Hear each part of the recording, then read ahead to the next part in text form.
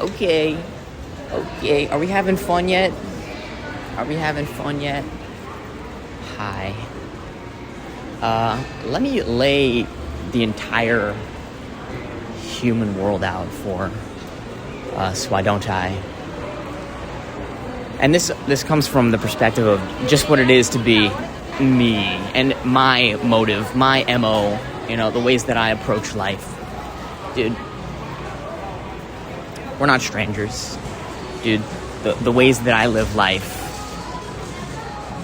I do everything that I can to radiate peace. Not even for like the world's sake, but simply because that's just the way that I like to feel life. I like to feel tranquil. I like to feel at ease. I like to feel like things are in control. I like to feel like things are, like I can control the tempo of life somehow. If the rapids of the river are ever streaming in a really intense way, I like to feel like I have the ability to control it, like some kind of dam, and not just like some kind of natural system. And we go about doing these kinds of things by manipulating our environment in all the ways that we try to do that, right? I think of this like a multi-step process in a journey where we believe there's some kind of progress to be had. Like there is growth to be done. There is growth to be had. Well, here's my story progression, right? It's the kind of story that starts like this, I recognize states of mind. I recognize behaviors.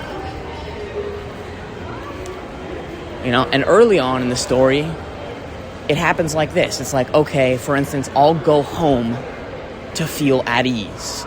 I'm protecting my peace. And so in order for me to protect my peace and for me to control how I feel, I'm going to go home. I'm going to be isolated. I'm going to not put myself out there for the feelings of the world. I'm going to try and control the way that I feel about life. I'm going to try and control the existence that I will have, the ways that I'll feel, the intake, the input of life to elicit a certain kind of experience to be had.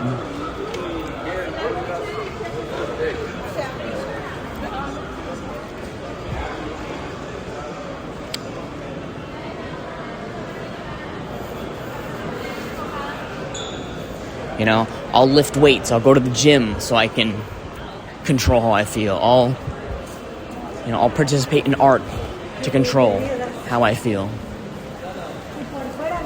Every decision that I make is more or less to try and control how I feel, to somehow manipulate and somehow guide and navigate all of the feelings and sensations that ride around through my body.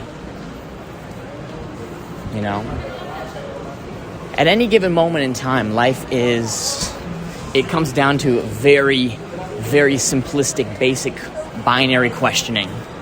Are you yes or are you no?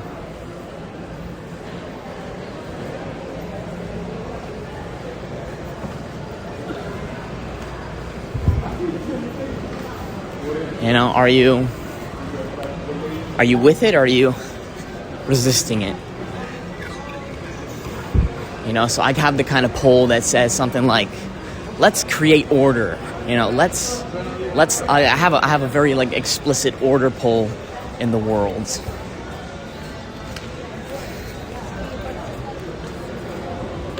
When disorder is on the rise, when chaos is on the rise, I'm not even sure that I don't even know what I do know is that I don't know. What I do know is for every opinion and concept and idea for life that I would advocate for, at some point in time, it will revert back on itself. For everything that I believe in or for everything that I'll invest my energy and time into, idea-wise, for what's the best way to go about life, what's the best way to somehow bring about all of the things that you want, to obtain all the goals that you want in your life. for all of the methodologies and roads that I will invest in doing what I can to take myself to these places and get to these various states of mind, or achieving various ambitious things, desires and goals of all sorts, all across the board, in every aspect and genre of life.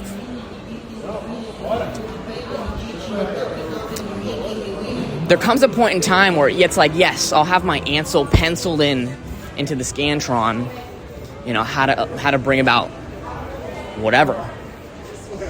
And no matter what that answer is,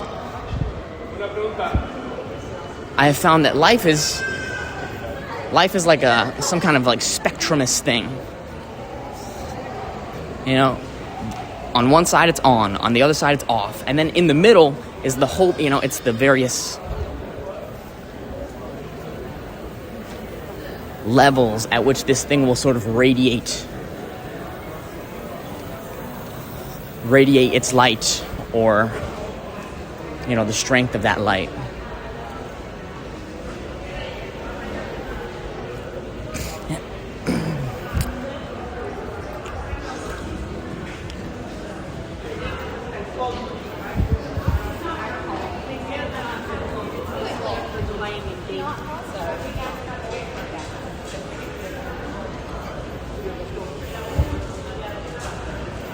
For example, let's take bravery, courage. Let's take the concept of fear, right? You fight fear, you flee from fear, or what is our relationship with fear?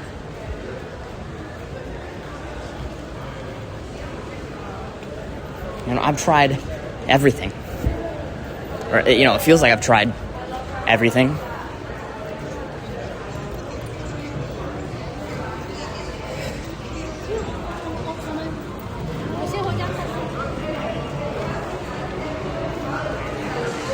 Like there's a hack that GPT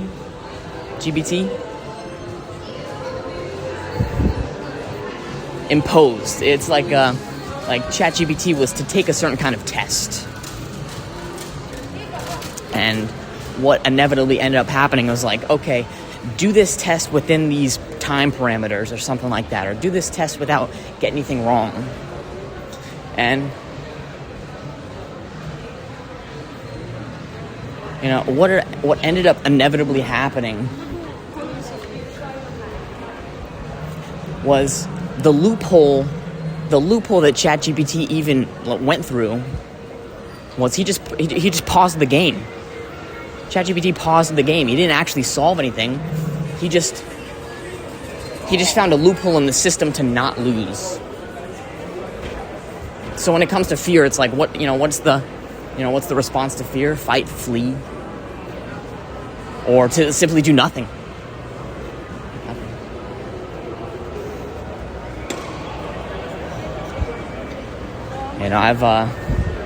I guess it depends on how we want to feel, I suppose. At any given point in time, what I have come to recognize is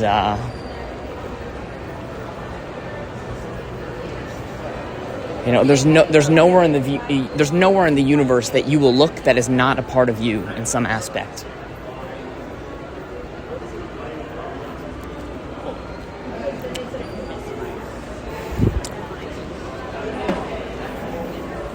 And I'm kind of in the blown out state where, pretty early on, when you start fumbling around with various concepts like the universe is you, everything you're experiencing is you. Early on in my endeavors of such that, it was to kind of play with it. Play with the concepts. Okay, the entire world is you. How do we play with that? How do we have fun with it?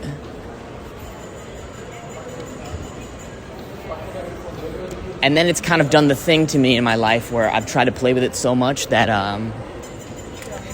it's taken on the same kind of form that if you ever say the same word over and over and over again on repeat, eventually it just stops making sense to you. Yes. Right, I've definitely felt like personally I've lost my touch in what it is to be able to play.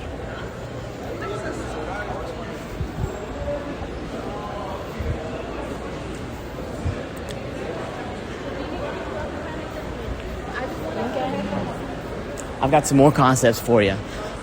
Here's a concept that comes from the Tao Te Ching. The ability to have inner courage or outer courage. You know, they say something like inner courage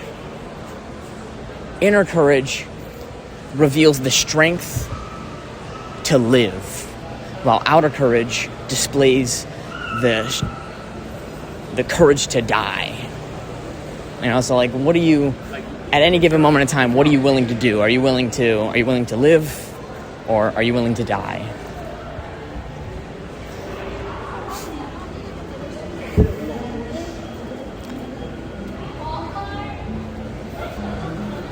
I think oftentimes we have a very strong pull when it comes to survival at all costs, living over everything. But it's times like these where I like to take a real myopic view of life itself. For instance, suffering in general. You know? If your life is filled with the craziest level of angst, if you're amidst the highest volume levels of chaos and you don't even know what is going on in your life, would you not welcome the Grim Reaper in that moment in time? I'm not saying go out and kill yourself, but I'm just saying, you know, I don't know why we do this. I include you in this, but it's really, there was no one outside of me. Sure, there definitely is. 100% there is. But I'm saying experientially, there's not. I've never experienced any other lives except for this one. I've never experienced any other lives besides the one that comes from behind these eyelids. You know, I wake up in the morning and every day I see these same tattoos. You know, my vocal cords have this vibrato.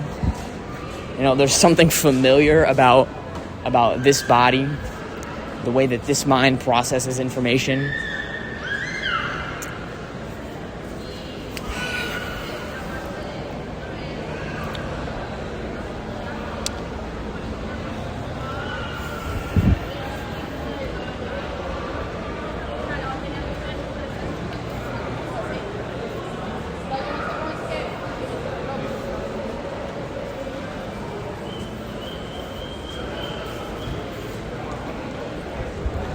I've been thinking about death a lot.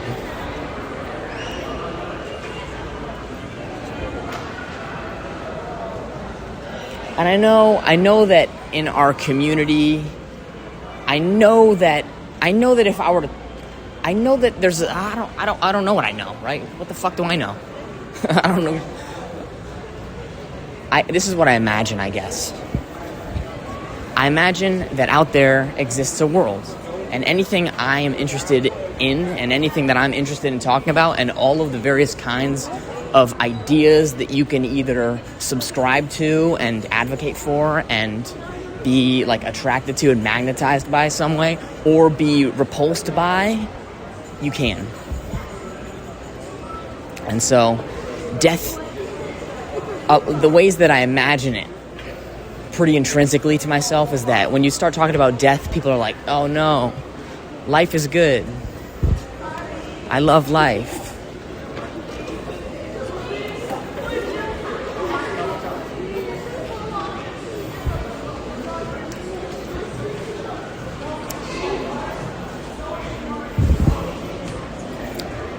I don't know what to tell you other than I've been seeing the world a little bit more through like the idea of my relationship to the world. You know, if you have God, you know, it's nothing exists alone. I'm getting at the principle that they talk about all the time, especially in religions or like belief systems like Taoism or like Buddhism itself. They say there's no such thing as a subject unless you had like an object, right? There'd be no such thing as art if you didn't have a piece of paper. You know, there'd be no place to put your metal sculpture if there was no outside.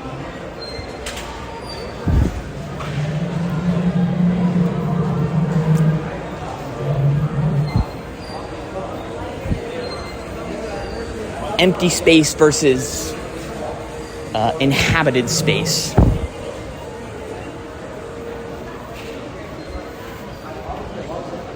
You know, I'm also, like, this is the thing that I kind of duke it out with, that I'm trying to somehow point the finger at or allude to or express in some kind of way, where there's a whole avenue of life that I'm 100% completely comfortable with. There's a whole string of streets and various ways that I'm accustomed to behaving as.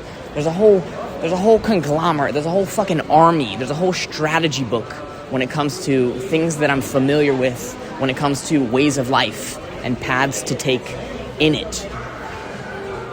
And these would be the things that I would write home about. You know, these are the things that I would put down in like some kind of booklet or like 10 Commandments, and I'd say, hey, these are the principles. These are the good ones. Well, the world has exploded. Okay, the world has exploded, and it has turned into, I don't know shit, right? Whether I've become bored of the ways of life that I have lived, or, you know, it just happened, you know, hey, you know, I've got a favorite flavor. I love Kit Kats, but how many Kit Kats can you eat before you're like, you know, I don't know. Let's just go with something else. This is exactly what I've been doing.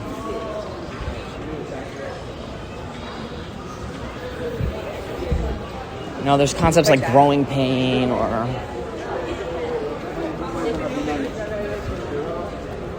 yeah. I'd like to attribute it to being good at something and then leaving behind something that you're good at to go and be really bad at something.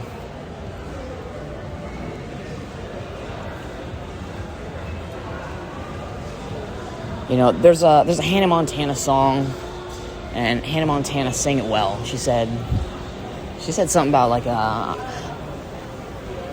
I could buy myself flowers, write my name in the sand, talk to myself for hours, say things you don't understand. You know, she says, I can love me better. I can love me better.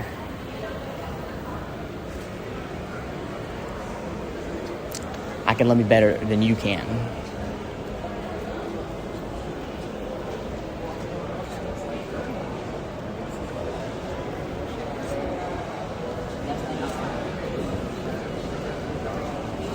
You know, and the only reason I have the ability to love myself better is predicated on the limitations at which I'll even conceptualize what it is to be me, right?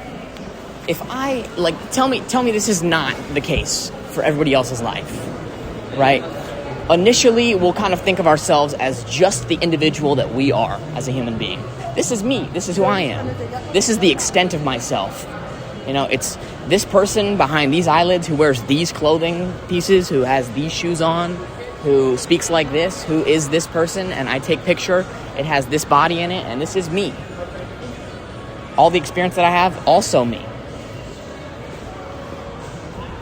And, you know, I'm pretty good at loving myself when it comes to the parameters of that myopic view where it's literally just this one body. And then it comes to, you know, what about the ability to love other human beings? Especially when the world is kind of like a mirror. Like every time I look at another person, they enter my, it's like two seas mixing for a moment in time.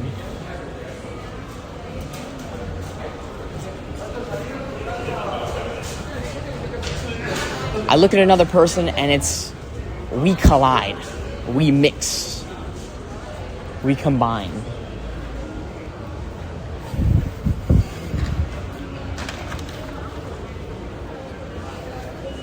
and every single one of the 10 commandments and all the principles at which I live my life by when it's just me, solo dolo. Now, like, these are the various moments in time where, how well do they hold up structurally when they merge with the community.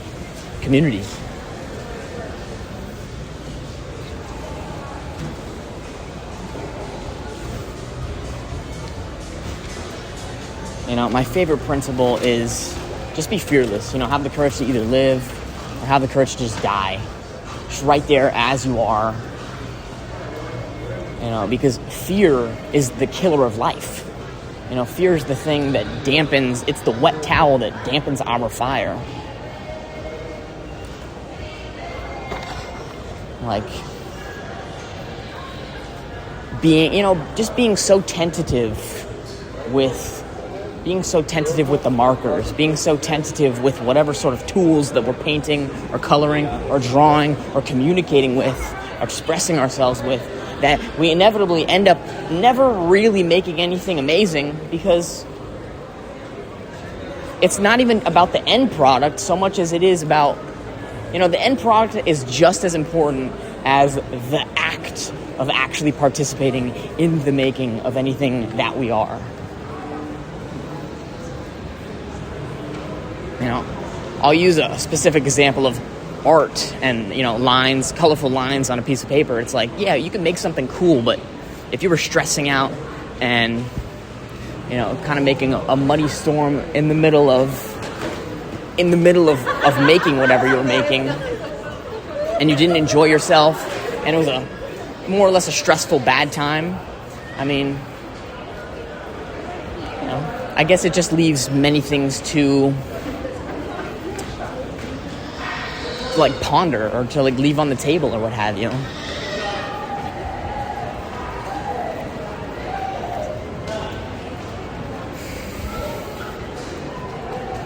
I think about, especially when I get into one-on-one forms of communication with people. We're talking about stuff. I've got things that I have things that are valuable to me. I have things that I cherish, such as whatever the truth is.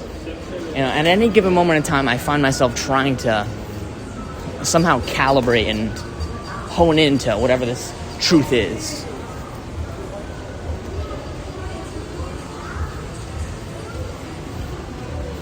And,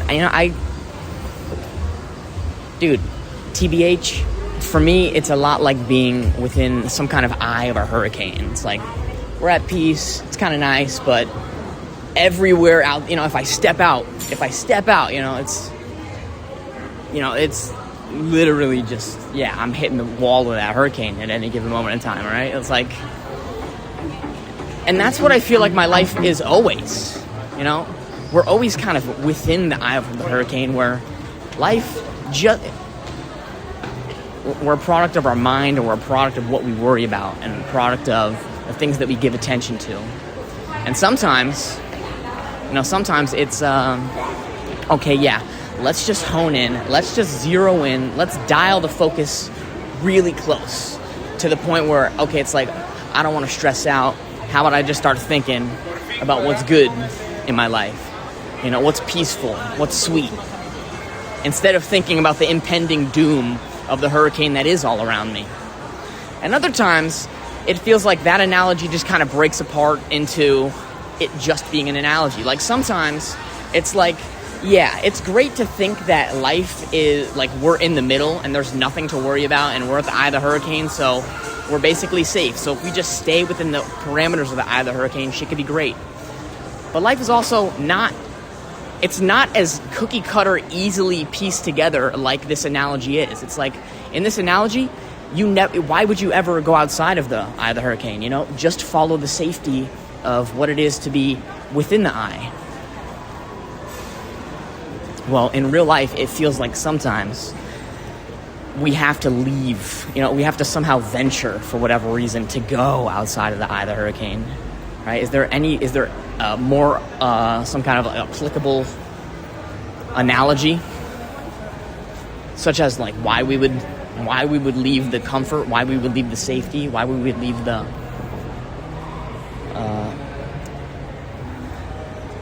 non-destructive place where life is sustained, or survival is sustained, I should say. It's not necessarily life. Things don't grow, but things do survive. We're hopeful. We think, okay, the hurricane, this will pass at some point in time. It's like,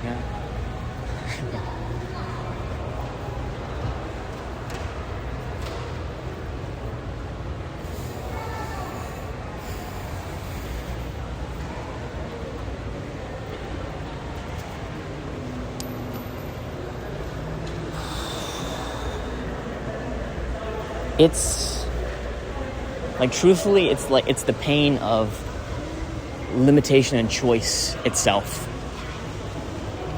There comes a pain with limitation and choice, because you're actively carving a life path into life itself. And that doesn't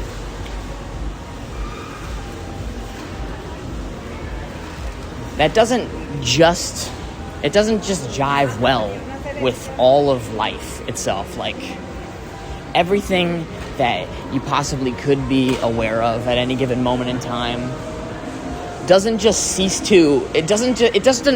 not just fall off the cone of what you're aware of and the cone of the things that you're conscious of that have yet to be animated into your life, just because you haven't chose them as things to bring into the physical world of light and what you can see and how you will move. The potential energy for these things to exist still does exist.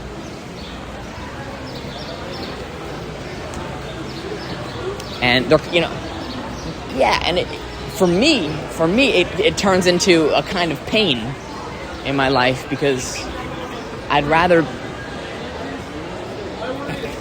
100% right all the time, very, very evidently and very clearly, and not even have to persuade anybody. It just be the objective reality of a shared consensus between all participants. Or I'd rather be completely limitless and simply not even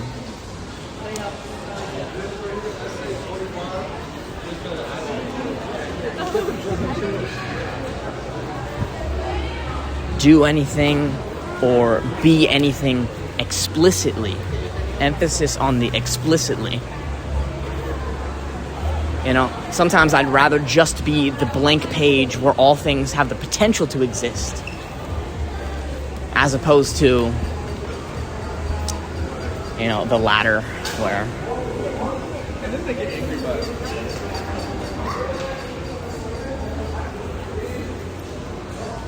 The restrictedness of actually becoming anything.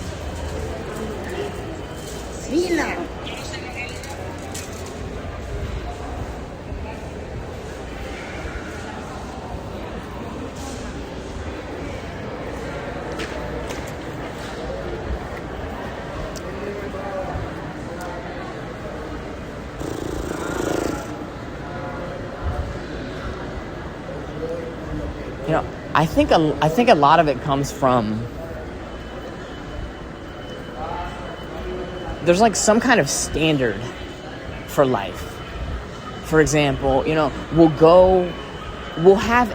it's about expectations for me. It's the expectations for me. What I'm saying when I say that is,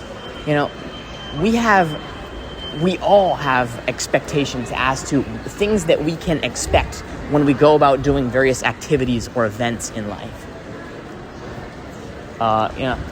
Common consensus would be, you have to go to work. the consensus would be, if you have to go to work, you can expect to have a bad time. If you go to work, you can expect to feel despair and dread, because who would ever want to go to work? You'd expect that your weekends were good because you weren't obligated to do anything specific.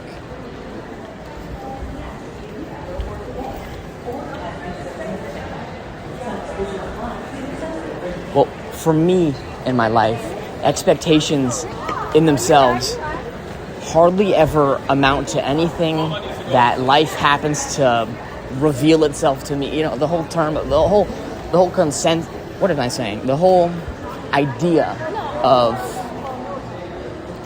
meeting reality on reality's terms. It's like, I'll give you, I have no qualms and problems about giving you like hyper-specific, personalized examples of the various places that I'll feel like kinds of discomfort in my life or pain. It's like when I go for a walk, a lot of it is that I'd prefer to feel good as opposed to feeling bad. There's a part of me that wants to be the dude who has the ability to just smile with his teeth and really mean it. To be like, when they say, hey, how are you? To be able to truthfully really feel the idea of, yes, I feel good. I do. As opposed to the reality of, I don't know the percentage of the life that I live where it's discomfort over, I don't even know. It's like euphoria. Low. I'll put, and not even low. I won't even say low. Instead, I'll put a question mark in there because I'm not sure. Because I don't know. But the idea that I'd like to present to you, about how I feel about it, is that, for all of the negative ways and undesirable ways that I feel about life and all of discomfort that that passes through me, it doesn't feel like that's applicable to the normalcy of life. Like,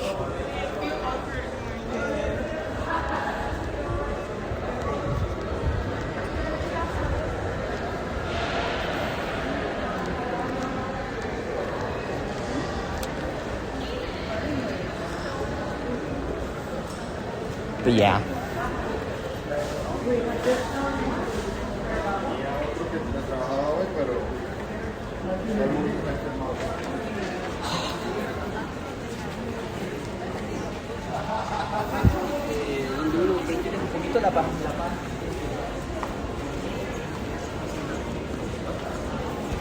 A lot of times I feel like life is oil and water in some kind of way. For all the ways that oil and water are actually physically touching or anything like that, there is no sort of combining that they do. They're just together, but they don't actually combine and turn into any kind of mixture. And that's how I feel about life. For every person that I encounter, and for all of the conceptions and ideas that exist out there,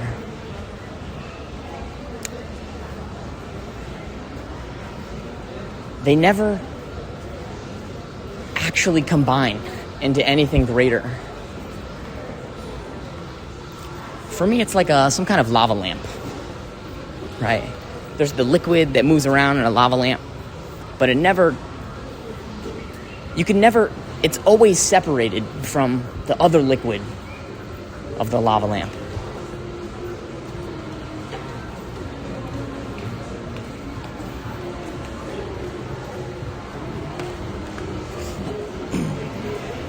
Here's a new one.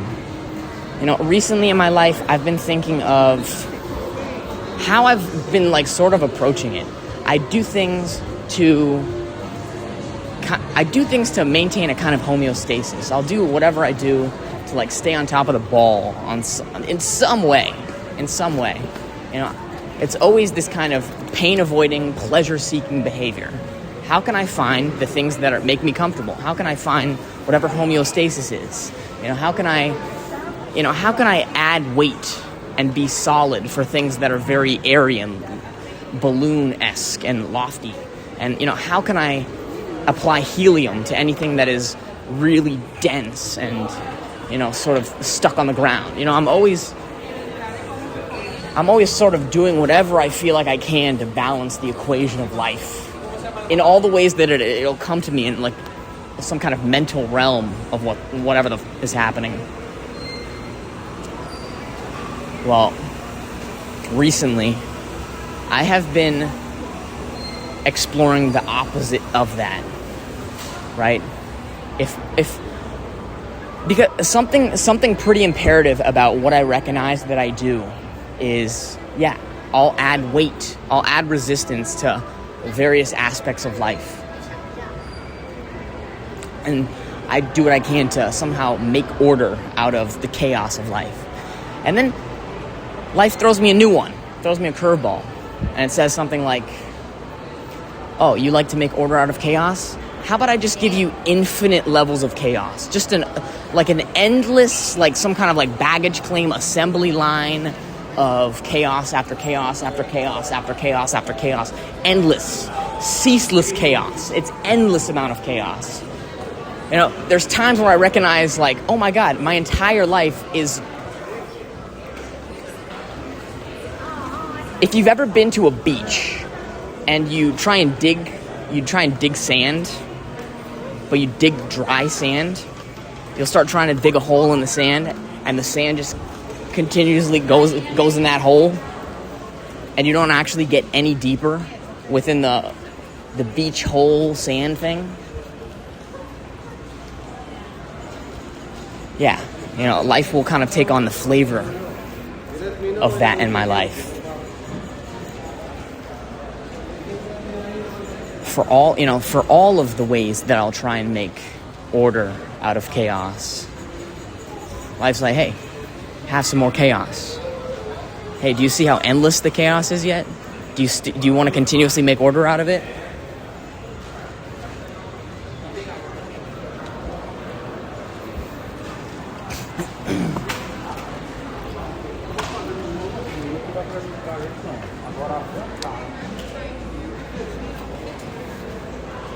So I suppose I've been trying to venture out of all of the things that has been normal to me. For all of the behaviors that I'm accustomed to and that I feel very comfortable expressing or displaying as, instead of just pulling the trigger on all of those, I was experimenting. I was trying. I was just trying out something new. See, that's where it sort of hit. That's where the nail gets smashed into the head of whatever the truth is. If whatever the initial thing that I'm to experience or that I feel like ripping the Band-Aid off of is whatever the truth is supposed to be, or that I have ascribed the label of the truth to, well, now I've been doing whatever the equivalent of abstinence is, or simply just patience. Not immediately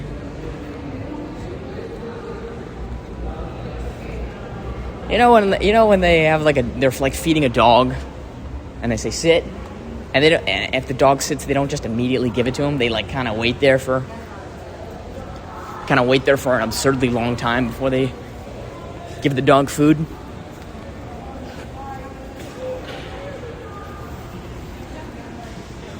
Yeah, I've been more or less trying to become strong on both fronts of that. Having the courage to outwardly die or to outwardly live, to somehow alter the relationship that I have with fear in general. To not be fearful of whatever is behind closed doors. Because I've been, as I've uncovered more of whatever this fear shit is in my life, I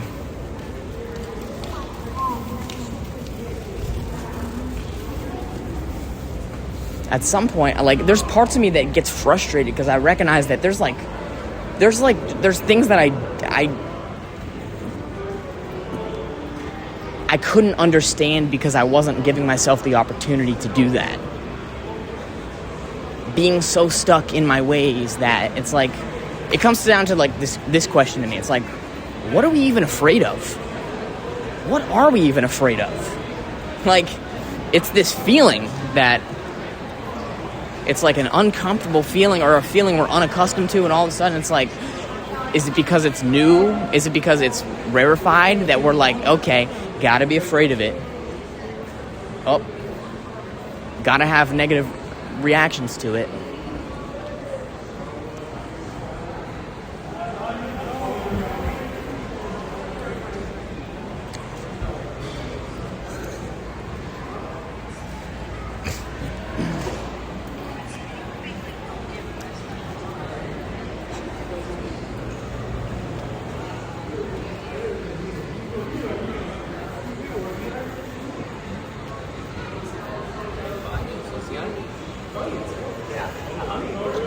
This is the second.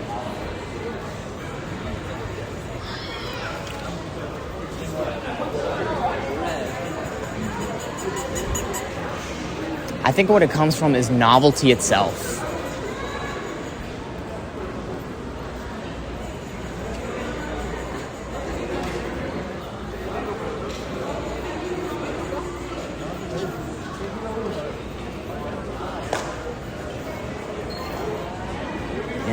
The connections that each of us hold with one another, or the potential that we could hold with one another, is that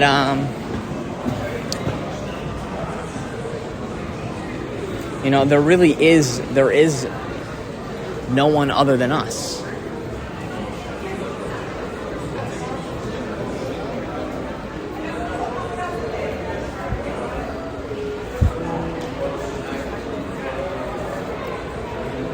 And so I feel like, to the extent that we have good or bad relationships with ourselves and what we even feel like experiencing out in the world, then there's going to be discomfort, and we try. A lot of times what I'll find is we do what we can to try and hide. We don't like negativity in the world.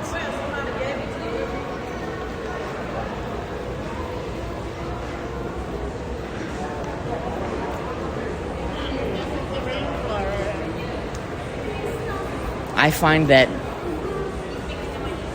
the most truthful thing in my life a lot of times is pain or is discomfort. And I think that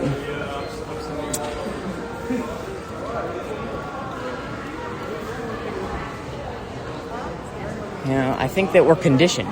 We've been conditioned to say please, to say thank you, to say you're welcome, to sort of stick to like the pleasantries of life, and honestly just to move on.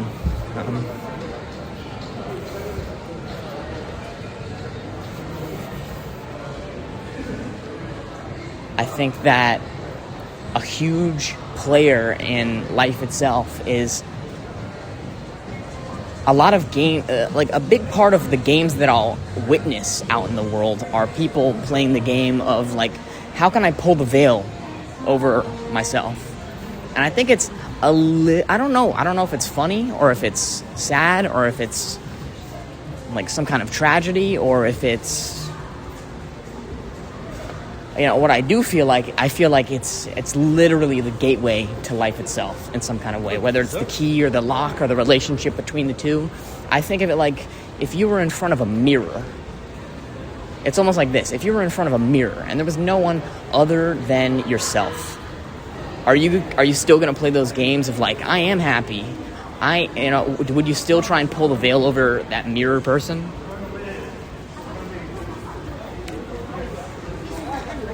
Well, this is how I experience life. I experience life like some kind of translucent entity who's just here to be whatever the opposition, whoever's like looking opposite of whatever's inside of the mirror. is. This is how I walk around my life. I am whoever I am, and then when I'm called into being, a wall for another person, I like to somehow do what I can to reflect or express the various kind of relationships that I do have with every individual on planet Earth. It's like, when we come together, how do I feel when we're together? How do I feel when we're together?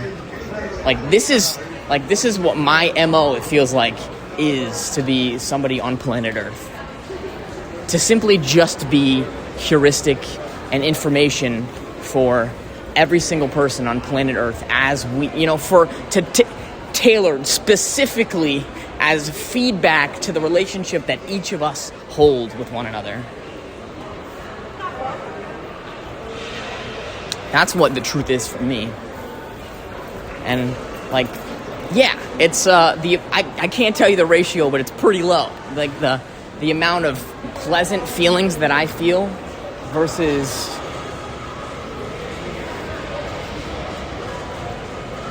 ones that are not as easily expressed. Yes.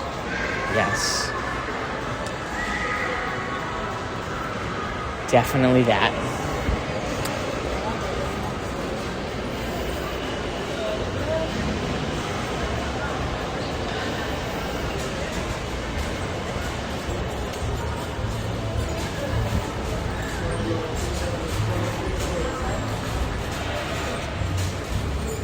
I like to think that this isn't my first rodeo in a way, but fuck it, who gives a shit?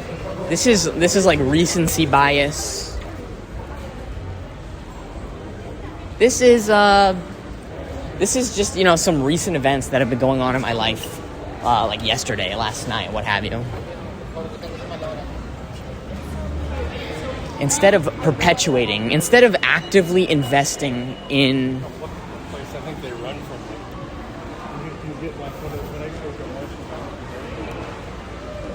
the dynamics of the relationship that I'm already a part of, instead of investing actively into it, it's more like, okay, how about I just hold off, like some kind of like horse training.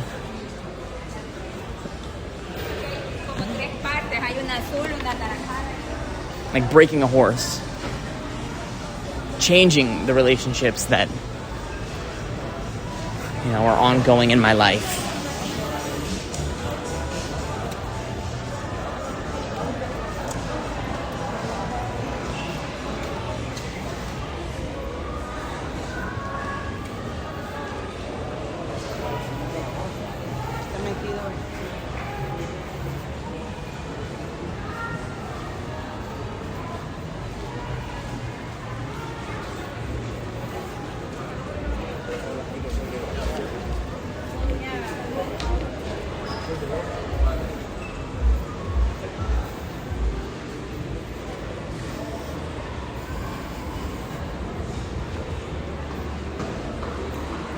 I suppose what I found in that is when I no longer feel like I'm reaching to participate in the world in that kind of way, when I no longer feel that sort of necessity to continuously dig that sand as it's like, it's either the digging of the sand as the sand pours back into the hole, or that analogy of taking a bucket and trying to get the water out of your boat, but there's a hole in your boat, so there's water that's pouring into it at the same time. Instead, just kind of letting them, I don't know, just like, all right, death, take me away.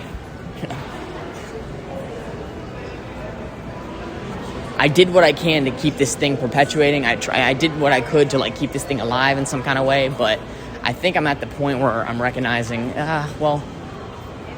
why necessarily keep this thing alive if it's not feeling good as we're experiencing it?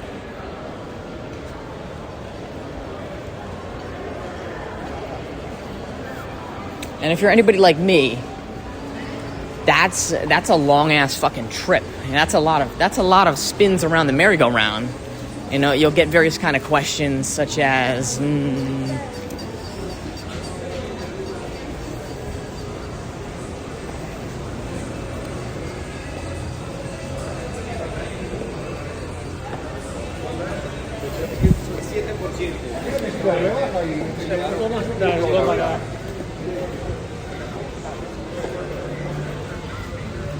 fighting conditioning, you know, fighting the conditioning of what it is to be a strong man,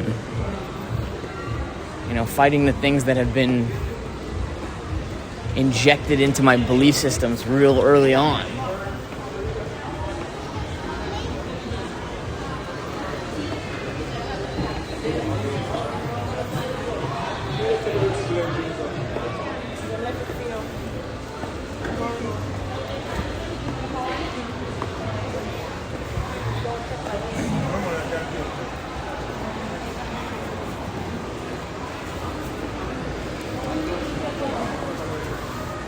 To be honest, I'm just trying to pry the thing open.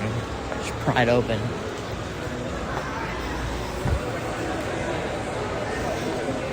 Like, if things ever become stagnant in my life, I don't mind just opening it up. I heard this when it comes to the Buddhistic traditions, like way. And I'll paint this picture for you. There's an analogy out there about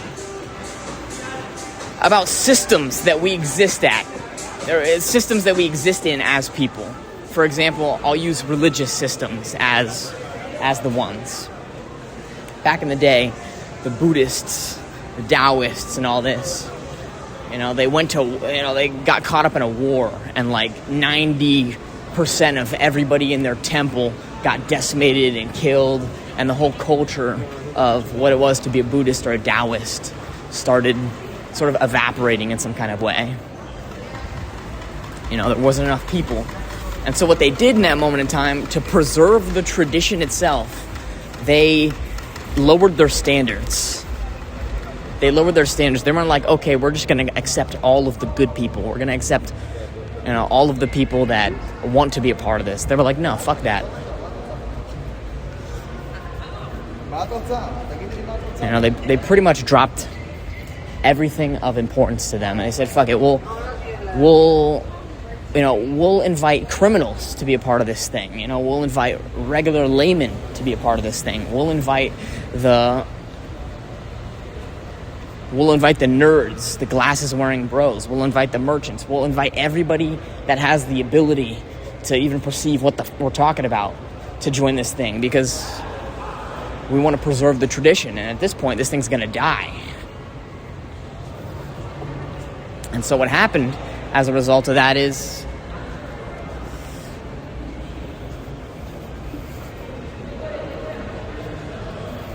the tradition lived on. But the people who partook in the tradition had values that weren't completely aligned with what the tradition originally even was. So the culture itself differentiated. I think of this in the same terms of like what chaos is and what order is. Like in life, if we're talking about teachers and we're talking about students in a classroom, right? If the teachers weren't there to like bark and go, "Hey, pay attention," or you know, the teachers weren't there to say, "Hey, everybody," if the teacher was not the bad guy to what fun is, it would be chaos and everything would go to shit. Is what I imagine. I guess that's what I imagine, right? If there's no such thing as a bad guy and there's no such thing as a stickler, you know, and that child ends up being like the Joker, you know, just has succumbed 100% completely to what madness is, then, you know,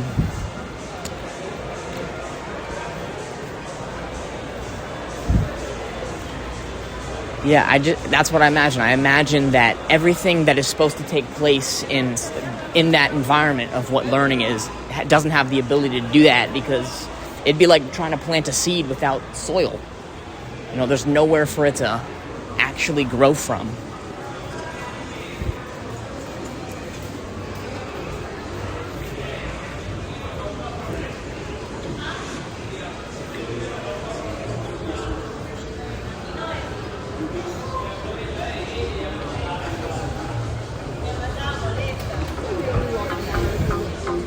So I suppose this is what I've been doing more and more with my life.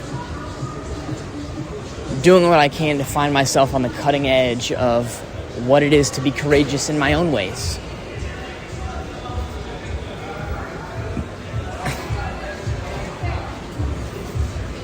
Because I'd prefer not to live with the facade of, what cowardice is. Cowardice in my life comes up in a fake smile. Cowardice comes up in my life like pretending things are better than how I feel they are to be at any given moment in time. And that even if I'm in immense pain or immense discomfort or all of those pretty much unpreferable and unpleasant things to even hear,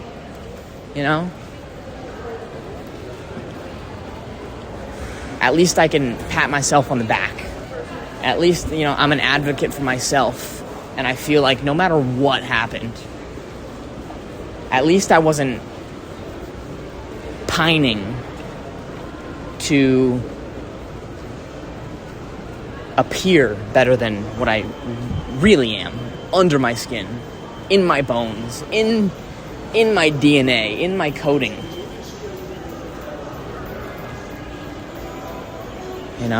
And meeting reality. Oh, thanks, bro. Just doing what I can to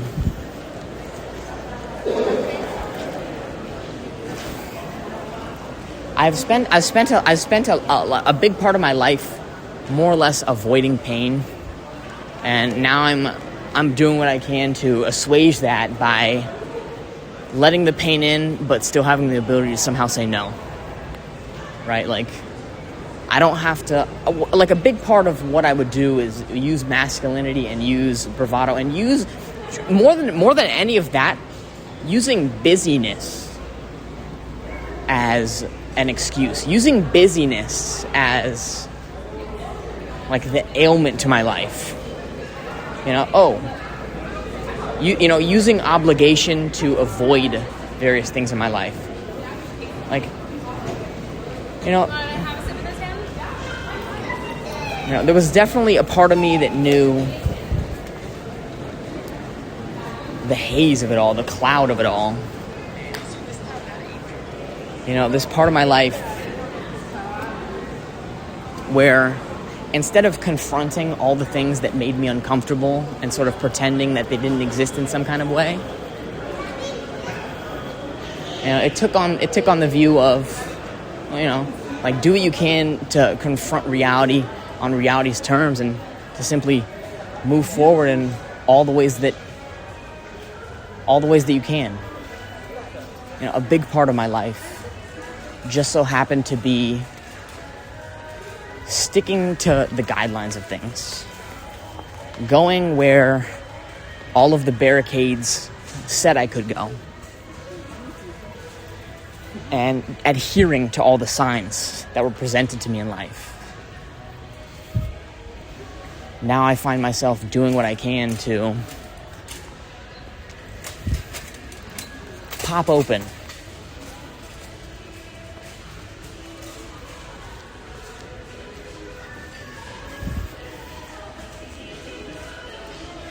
because what I see is that, for as all the ways that the life has already sort of like manifested itself, and for all the ways that life has this kind of environmental setup to it, I also recognize that we are the architects of all that we allow ourselves to experience at any given moment in time.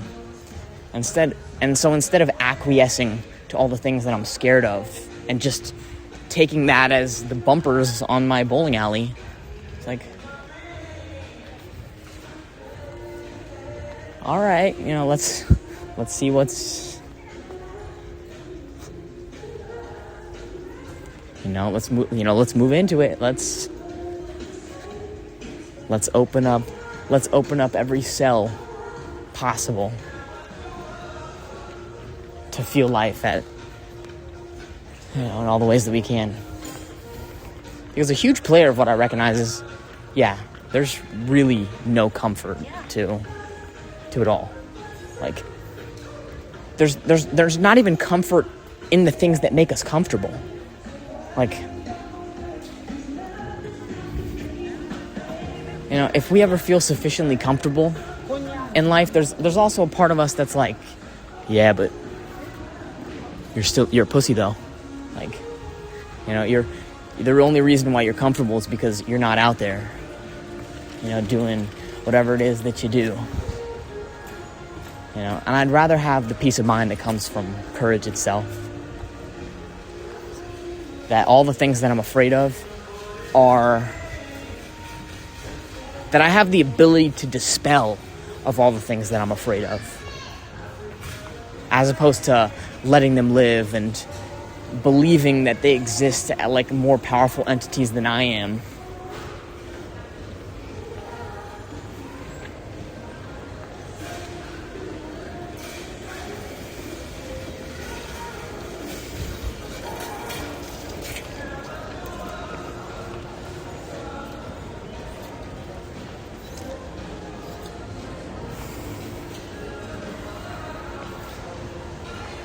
And I speak about it in a very strange way, like entities and powerful and this and that. I want to take it back to base principles. It's like, dude, there is no one other than us, right? Like, when I'm experiencing fear, what I see back in the mirror is you who's experiencing fear. It's like us experiencing fear together, but to the degree that we can both be courageous and sort of live in the fear together, then I think we'll be okay.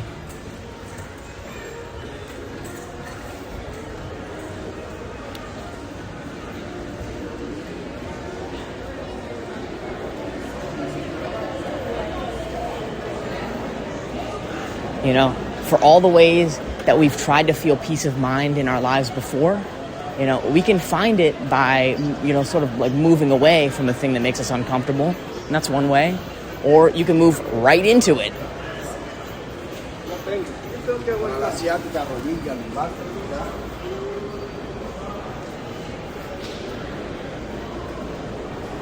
So,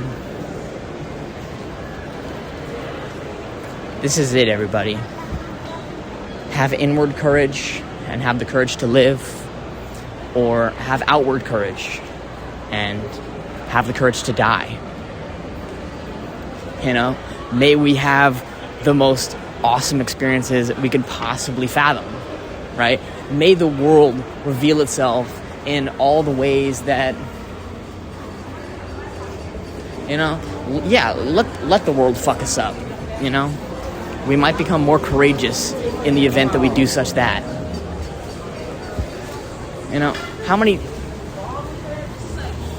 How many times I have gone through the merry-go-round of all the things that I'm afraid of, it's not like those things go away. They just happen again. Those same experiences will do the reincarnation bit, right? You run away from one thing, it'll just keep showing up in your life in another different kind of story with other people until you eventually face it. So it's about the Shakespearean bit, to be or not to be.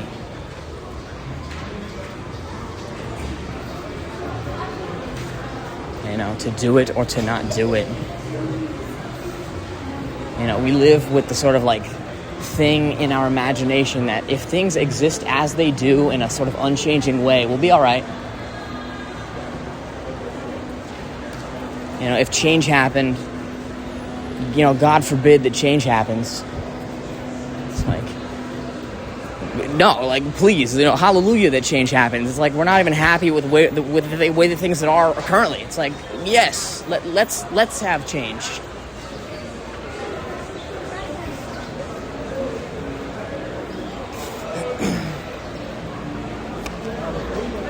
You ever think about that? The whole thing about being scared about needles, and we're scared about the inevitable pain of whatever it is. The biggest pain comes from that little window, that little in-between moment. It never comes from the little snap of whatever's going on in life. It's never about the little peak of a moment or the valley of a moment. It's all about the uncertainty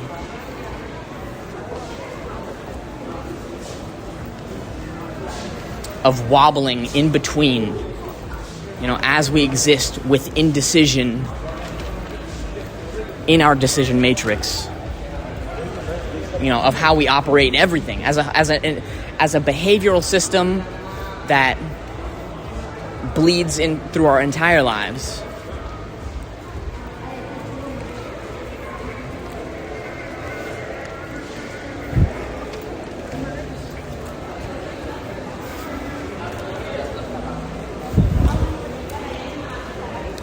So may we have the ability to confront, may we have the ability to handle all of the things that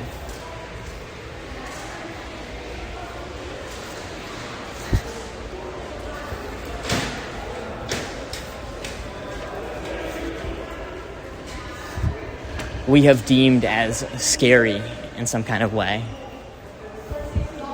Because that's the greatest blessing we could possibly even fathom about life. To find the familiarity in all the things that we're not with.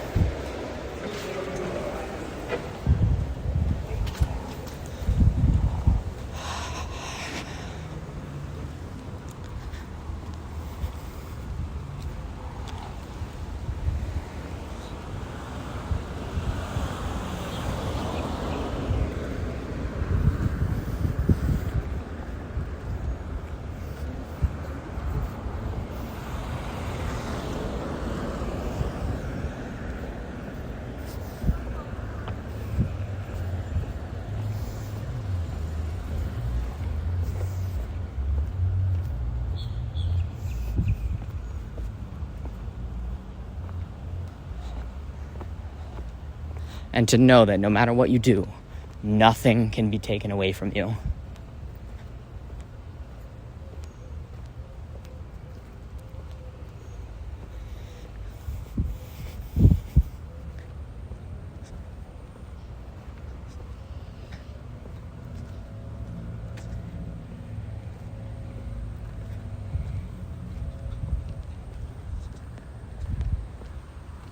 Peace.